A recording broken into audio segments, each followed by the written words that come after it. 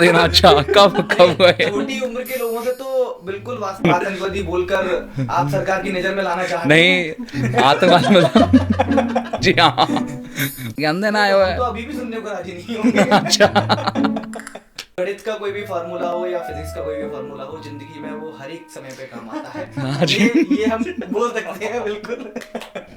आप पूरे तहे दिल से बोल रहे हैं। हाँ, तहे दिल से बोल रहा हूँ भाई।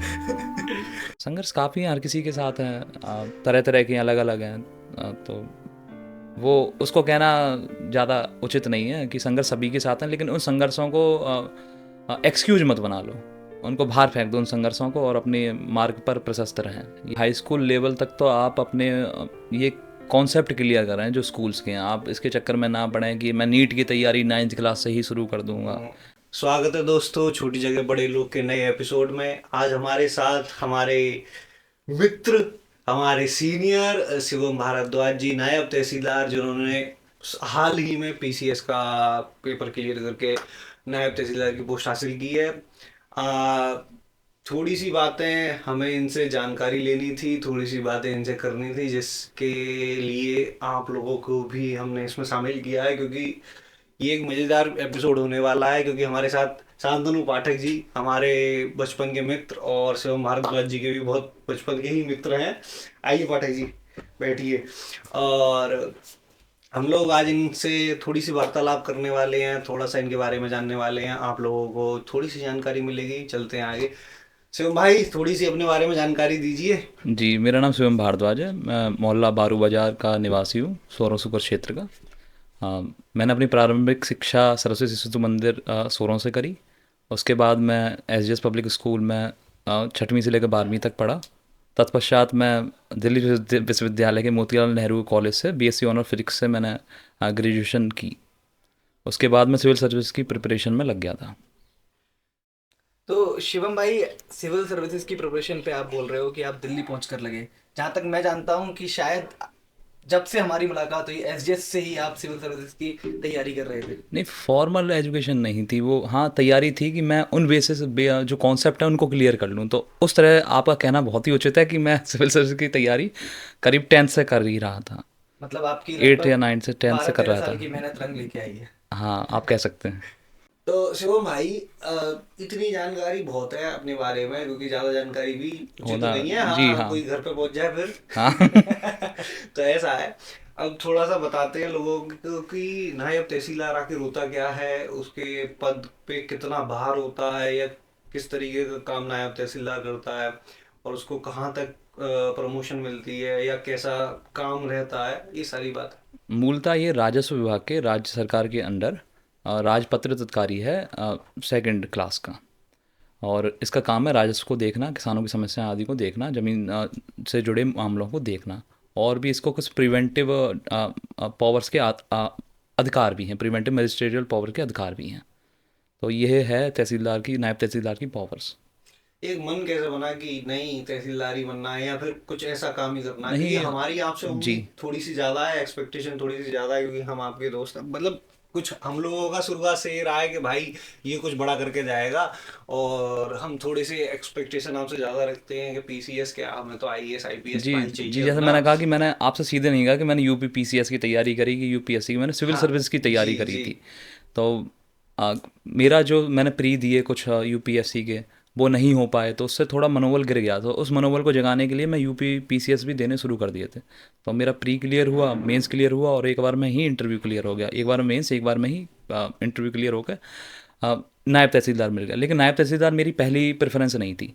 यूपी पीसीएस के अंडर मेरी पहली प्रेफरेंस थी डिप्टी कलेक्टर की, जो मतलब कि आप तहसील लेवल पर उसको एसडीएम कह देते हैं। जी आधिकारिक नाम उसका डिप्टी कलेक्टर ही है, डिप्टी कलेक्टर के नाम से ही पोस्ट आती है। दूसरी थी डीवाईएसपी की, और तीसरी थी नायब तहसीलदार की। क्योंकि इस नायब तहसीलदार में अगर मुझे ना मिलती, जैसा कि आपको नहीं मिली है मुझे, आप जानते हैं कि डिप्टी कलेक्टर और डीवाईएसपी की पोस्ट नहीं मिली है, तो मैं जुड़ना चाहता कि मैं फील्ड वर्क में ज़्यादा जुड़ा रहूँ। तो इस फील्ड वर्क की वजह से मैंने नायब तहसीलदार की पोस्ट को चूज किया, 3rd प्रेफरेंस पर रखा। क्योंकि इसमें सैलरी भी कम है, और वो ज़्यादा लाभ लश्कर नहीं है जो असिस्टेंट कमिश्नर जीएसटी आदि को मिलता है। लेकिन फिर भी फील्ड वर्क के लिए और पब्लिक इंटरेक्शन की वजह से मैंने नायब तहसीलदार को अपनी तीसरी प्रेफरेंस पे रखा। क्या हम ये समझे कि आप जमीन से जुड़े आदमी हैं इसलिए आपने जमीन को प्रेफरेंस दिया?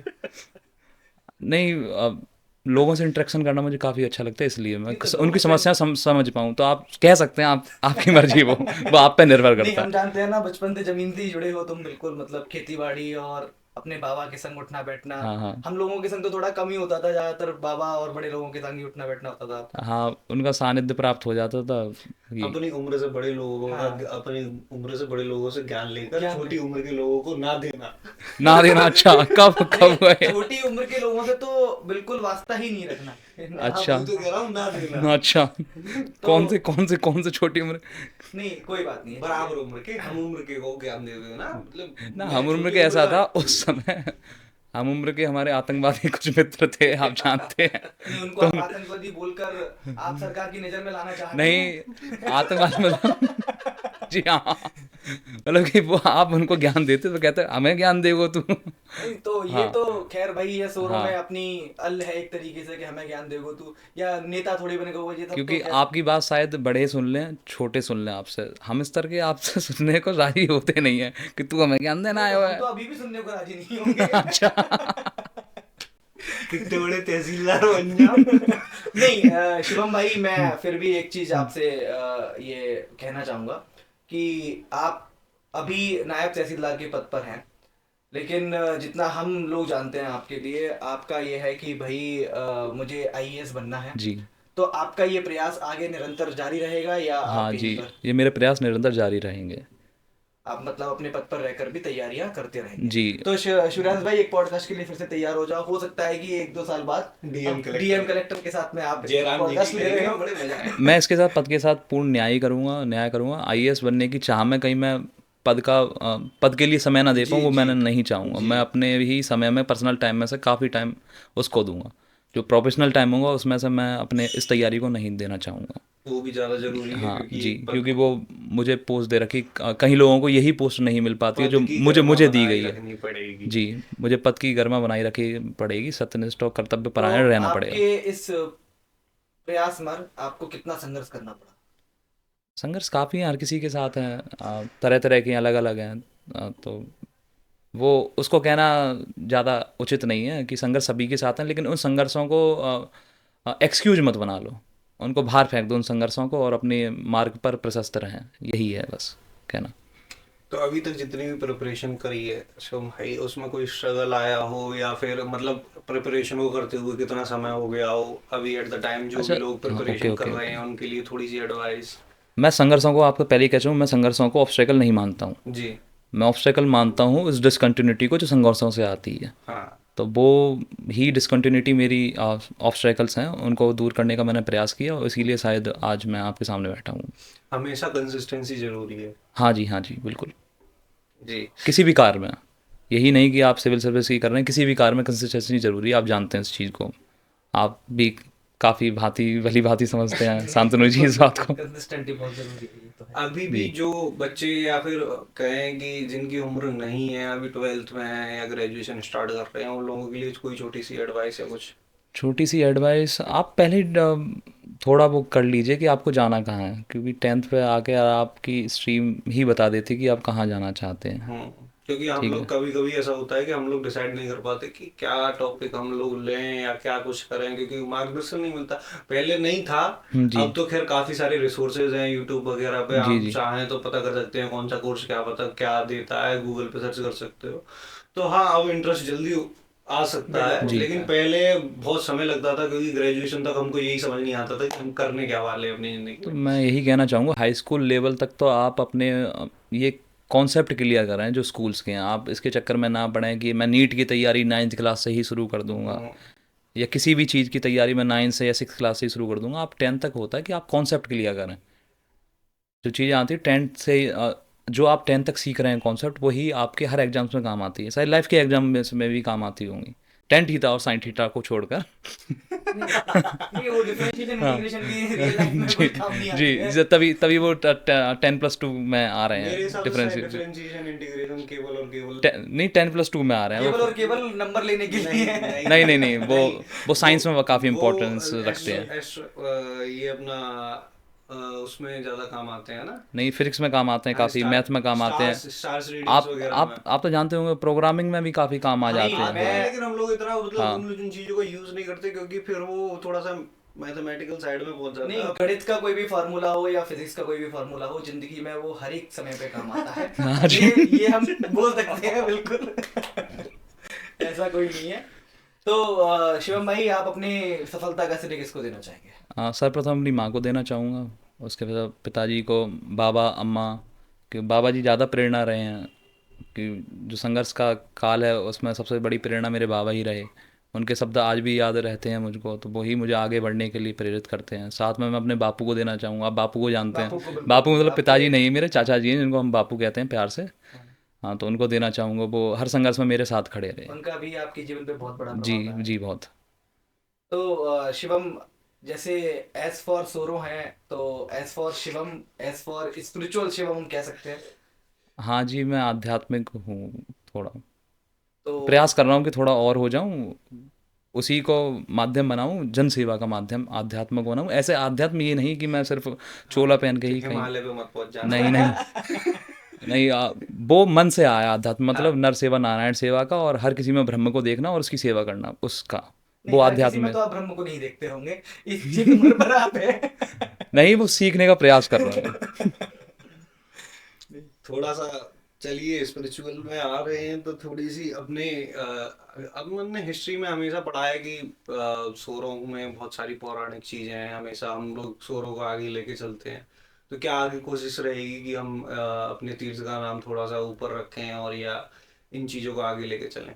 पद के लेवल पे, पोस्ट के लेवल पे ये काम तो मैं नहीं कर पाऊंगा, शायद आप आप, जानते हैं, हाँ क्योंकि क्योंकि उसका कार्य सिर्फ क्रियान्वयन करना होता है जी पॉलिसीज का, जी गवर्नमेंट जी पॉलिसीज के काम है ये। जी लेकिन प्राइवेट लेवल पर अगर लोगों से मिलता हूँ, प्रोफेसर आदि से मिलता हूँ, और अनेक विद्वानों से अगर नहीं, मिलूँ जैसे आगे कोई चलकर, तो रिसर्च मैं वगैरह उसे आगे अगर पहचाने का प्रयास जी करूँगा थोड़ा। जी, तो जैसे कोई रिसर्च वगैरह अगर हो रही है या हम लोग कोई कोशिश कर रहे हैं तो जी आप जी, उसमें।